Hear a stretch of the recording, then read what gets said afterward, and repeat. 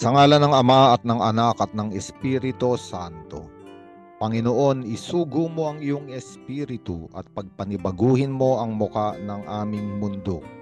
Ang mabuting balita sa araw na ito ay mula kay San Mateo, Kapitulo 11, versikulo 20 hanggang 24. Sa ebanghelyong ito ay sinumbatan at sinumpa ng Panginoong Yesus ang mga bayang nakasaksi sa maraming himalang ginawa niya, sapagkat hindi sila nagsisi at tumalikod sa kanilang mga kasalanan.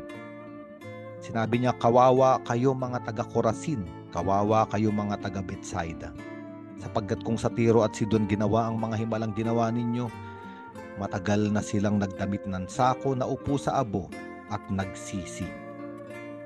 Sinabi niya rin, at kayong mga taga-Capernaum, maaaring itaas ninyo ang inyong sarili hanggang langit, ngunit ibabagsak kayo hanggang sa daigdig ng mga patay.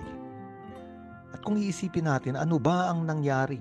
Bakit sinusumbatan at sinusumpa ng ating Panginoong Hesukristo ang bayan ng Corazin, Betsaida at Capernaum?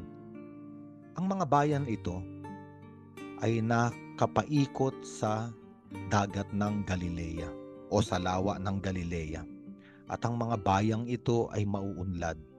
Sapagkat noong unang panahon, sa panahon ng ating Panginoong Hesukristo, ay wala pang ibang paraan upang maglakbay ang tao ng mabilis.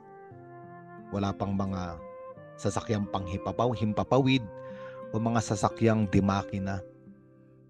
Ngunit mas mabilis ang paglalakbay at mas malayo ang nararating kapag naglalakbay sa pamamagitan ng mga sasakyang pangtubig. Kaya nga sa sinaunang panahon, ang mga mauunlad na bayan ay yung mga bayang malalapit sa tubig. At ibig sabihin, itong mga bayang ito ng Corazin, Betsaida ay Capernaum ay mga mauunlad na bayan. At kung ating iisipin, bakit naroon na ang Panginoong Hesukristo sa gitna nila? Nagturo, gumawa ng maraming himala, ngunit kakaunti ang naniwala. Ano ang suliranin? Ano ang problema? At kung titignan natin, katulad ng buhay ng maraming tao ngayon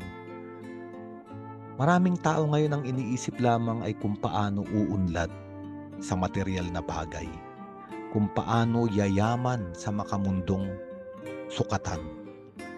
At maraming tao ang abala sa panahon natin ngayon. At kahit nandyan pa nga ang pagpapahayag ng salita ng Diyos, nandyan ang simbahan na nag-aanyaya sa mga sakramento, sa mga pagtuturo, ito ay naipagpapaliban o naipagwawalang bahala sapagkat nakatuon ang puso at mga mata ng maraming tao sa pag-unlad, sa kayamanan, sa pera o sa lapi. At maaari nating sabihin na isa ito sa mga dahilan kung bakit naroon na si Jesus sa gitna nila sa bayan ng Corazin, Betsaida at Capernaum, ay para bang hindi nila nakilala ang pagdaan ng Diyos. Kaya nga sila ay sinusumbatan. At ang dahilan ay sa ibang bagay na katuon ng kanilang pandinig, ang kanilang isip, ang pagnanasa ng kanilang puso at kalooban. Ang ebanghelyong ito ay nagpapaalala sa ating lahat, sapagkat araw-araw ay dumadaan ang Panginoong Hesukristo sa ating buhay, sa ating gitna. May nais siyang sabihin, may mga himalang nais niyang ipakita. Ang unang himala na maaari nating pagnilayan ay tayo ay gumising pa sa umagang ito. Mayroon pa tayong hininga. Ang ikalawang himala ay tayo ay nakapag-iisip pa. Na igagalaw pa natin ang ating mga kamay. Mayroon pa tayong gana sa pagkain. Kapiling ba natin ang ating mga mahal sa buhay? At higit sa lahat, binibigyan pa tayo ng pagkakataon ng Diyos na mabuhay upang manumbalik sa ugnayan sa Kanya. Ito ay mga himala na maaaring hindi makita ng maraming tao, sapagkat ang unang bagay sa umaga na iniisip ng tao ay pag-unlad. Hindi masama ang pag-unlad, hindi masama ang kayamanan. Ngunit kapag ang mga bagay na ito ang mas inuna ng tao kaysa sa pag-ibig at pagsunod sa Diyos, ang mga tao ay sumasamba na sa mga huwad na Diyos. mga Diyos-Diyosang salapi at ginto. Kaya tayo ay inaanyayahan ng mabuting balitang ito. Pagnilayan ng ating buhay, basahin ang mga nangyayari sa ating kasaysayan, tignan ang pagdaan ng Panginoong Hesukristo at totoong ituon ang ating isip sa Kanya. Siya ang ilagay sa unang lugar sa ating buhay. Siya ang unang mahalin. Sapagkat ayon sa Ebanghelyo, hindi makapagmamahal ang tao ng dalawang Panginoon. Kamumuhian niya yung isa at iibigin niya ang ikalawa.